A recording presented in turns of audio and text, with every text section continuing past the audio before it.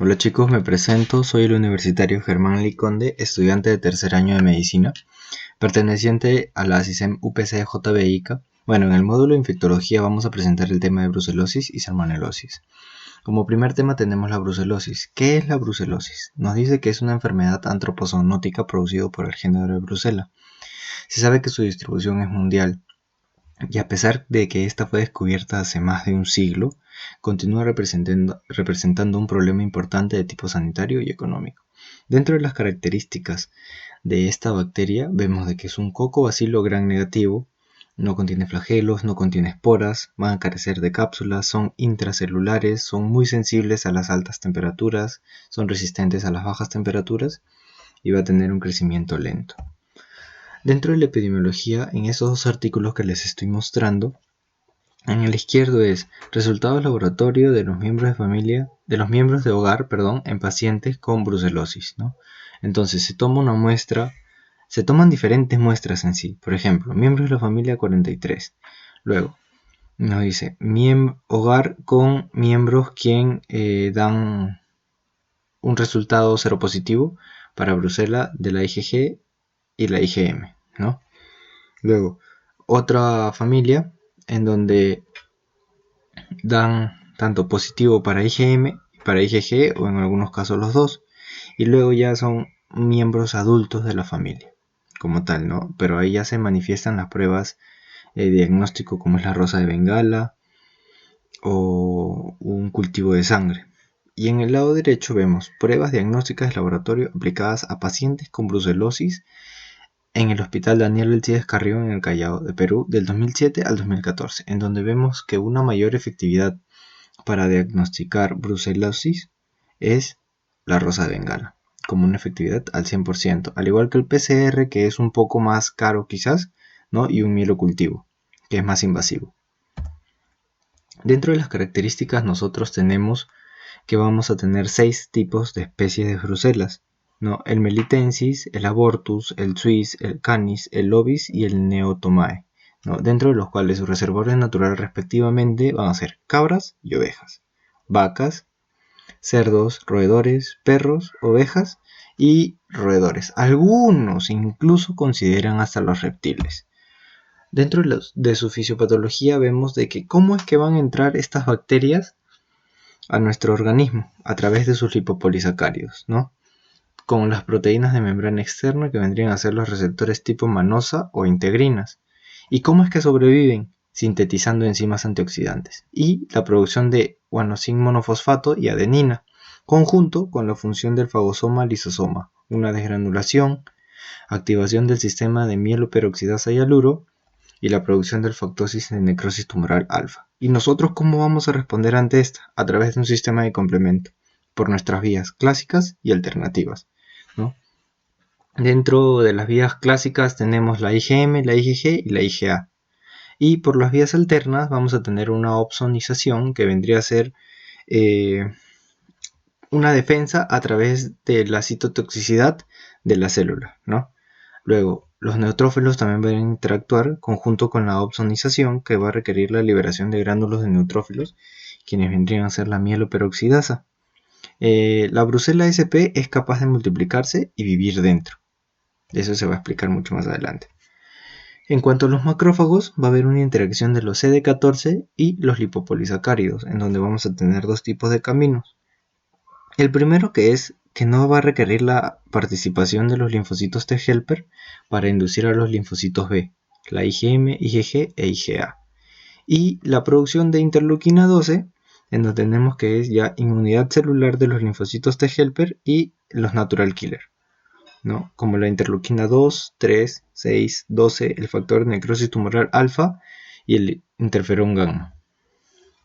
Luego, dentro de las manifestaciones clínicas, vamos a ver de que nuestro paciente presenta fiebre alta, escalofríos, una debilidad al 90%, malestar general, cefalea, sudoración, anorexia, pérdida de peso, en algunos porcentajes tanto mayores como menores, hepatomegalia, una esplenomegalia o una sacroilitis o dolor de espalda, ¿no?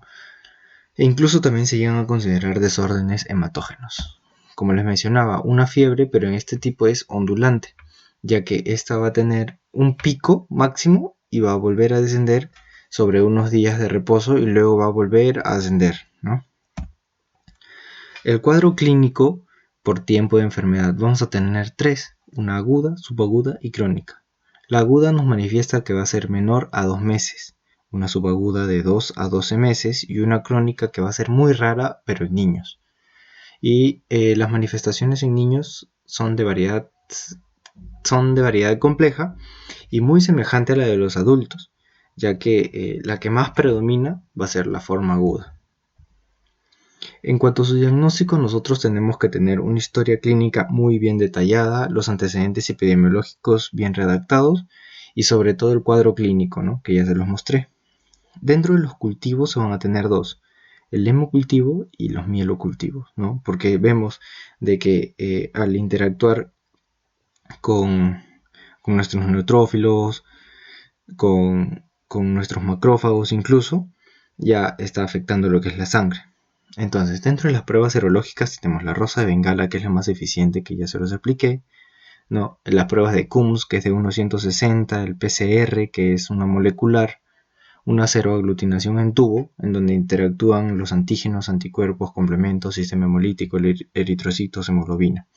Y las técnicas de imagen, como es una radiografía, tomografía computarizada o una resonancia magnética.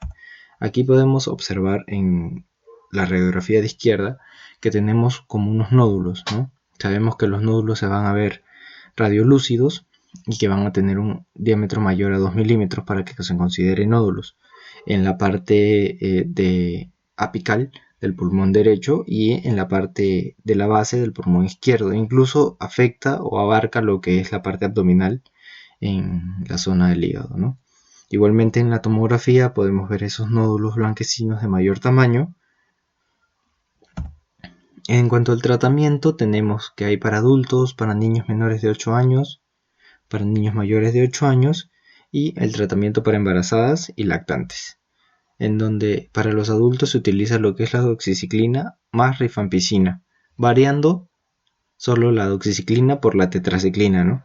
Ahí vemos las dosis, el intervalo y la mayoría de medicamentos que podemos observar aquí es por vía oral. Igualmente, en el esquema de niños mayores a 8 años es doxiciclina más rifampicina o tetraciclina más rifampicina, ¿no? En el de menores a 8 años es clotrimazol más rifampicina. Y para embarazadas y lactantes, igual, clotrimazol y rifampicina. Las dosis con el intervalo y todo por vía oral.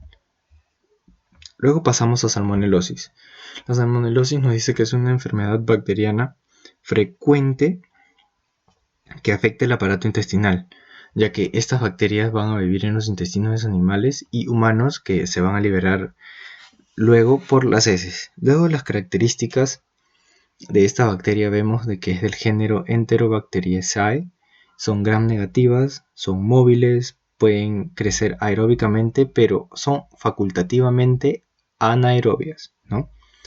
Son no esporuladas, van a crecer en Agar McConkey, Salmonella Shigella, son catalasa positivo, oxidasa negativa y lactosa negativa. Dentro de su epidemiología nos dice de que más frecuentes son en zonas empobrecidas que están superpobladas por el déficit de saneamiento. Luego, más de 100 casos por 100.000 personas al año van a estar infectadas por este tipo de bacteria. En el cuadro de la derecha nos vemos que hay una susceptibilidad antibiótica de cepas aisladas en pacientes con salmonelosis invasiva, en donde se toma una muestra de 70 personas, ¿no?, y se les evalúa con cada antibiótico que se le considera. Dentro de la que se evaluó con más personas, que es la de 66 muestras, ¿no?, que es el clotrimazol, nos damos cuenta que el 78,8% de esta muestra va a ser sensible al clotrimazol, o sea, un 52, una muestra de 52 personas. Y la resistente son 14 personas, nada más, ¿no? O sea, un 21,2%. En cuanto a quién es más resistente, va a ser a la ampicilina. En los modos de transmisión tenemos infección transmitida por alimentos, aves de corral, huevos y productos derivados de los huevos, como lo que es la mayonesa. y otros alimentos o alimentos dietéticos como es la carne molida y el pescado. Luego está en contacto con animales. Mayormente esto ocurre por los perros que quizás tienen para cuidar, ¿no?, los granjeros ahí, y entra en contacto con estos animales. O las gallinas o los gallos. Luego, persona a persona. También contacto directo. En la fisiopatología vemos de que la Salmonella typhi ataca, o bueno, entra en contacto con lo que es la placa de Peyer. Está activando el macrófago, la fagocita, en donde es la primera expresión de las placas de Peyer para Salmonella typhi. Pasa a lo que es los nódulos linfoides mesentéricos y esta a través de las vías linfáticas lo transporta a lo que es el vaso y el hígado. El hígado, al estar en contacto con la vesícula biliar, va a fagocitar nuevamente el macrófago a la bacteria, ¿no?, y los va a pasar o va a transportar a lo que es las placas de Peyer, volviendo a reintegrarse en el tracto gastrointestinal, ¿no? En las manifestaciones clínicas vemos de que ocurre dentro de las 8 a 72 horas posteriores a la exposición, como náuseas, vómitos, fiebre y calambres abdominales, e incluso pueden considerarse diarreas, y se considera diarreas sanguinolentas particularmente solo en niños. En los diagnósticos se debe realizar un cultivo de sangre y heces, como tenemos en la placa de la izquierda, es un cultivo de sangre en Salmonella shigella, en donde vemos que es positivo por el cambio de coloración, y en la placa de agar sangre, ¿no?, también hay un resultado positivo por las colonias que han crecido. Y en el PCR, que es la prueba molecular un poco más específica, por así decirlo, pero más cara, también nos puede dar un resultado positivo, como lo podemos ver en la imagen. Dentro del tratamiento vemos de que tenemos fármacos de primera línea, como es el ciprofloxacino, la cefixima y el clorafenicol, en donde va a haber dosis tanto para niños como para adultos, y va a tener una duración, si es por ciprofloxacina, 7 días, si es por cefixima, 14 días, y si es por clorafenicol, 14 días, todo por vía oral. No, en cuanto a los fármacos o a las personas que son resistentes a los fármacos anteriores, tenemos como segunda opción la cefotaxima, tanto para niños como para adultos, ¿no?, que va a tener una duración de 14 a 21 días, pero en este caso ya no se da por vía oral, sino va a ser por vía endovenosa o intramuscular. Igualmente la ceftriaxona, tanto para niños como para adultos la dosis, ¿no?, y va a tener una duración de 14 a 21 días, intravenoso o intramuscular. Bien chicos, eso sería todo. Nos volveremos a ver en una próxima. Muchas gracias.